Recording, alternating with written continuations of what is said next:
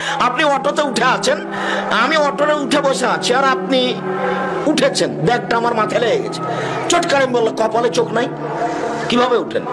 যে লোকটা বললো কপালে চোখ নাই, এর স্বভাবই খারাপ। আমি কি নিজে থেকে ওর মাথায় ব্যাগে লাগিয়ে দিয়েছি? কি বলছেন আপনি? আর আপনাকে বলছে এই ছেলে ছেলে, তোমাকে বলছে কন্ডাক্টর তোমার কাছে কত টাকা বেশি ভাড়া চেয়েছে? 5 টাকা চেয়েছে। তুমি সারা রাস্তা কন্ডাক্টরের সাথে ঝগড়া করছো, তার মানে তোমার স্বভাবই খারাপ।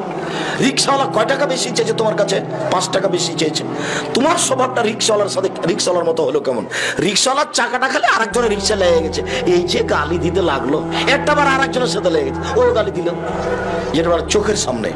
পথে চলতে ভুল হতে পারে, আপনাকে মেনে নিতে হবে। পথিককে বলছে আমার টাকা হারিয়ে গেছে, বাড়ি আমার চট্টগ্রাম, 300 টাকা দেন। একবারে টাহা মিথ্যা, তবু ফিরিয়ে দিয়ে না 50 টাকা দিবেন কেন? সত্য হতেও পারে। পথিকের সাথে ভালো আচরণ করতে বলেছেন আল্লাহ।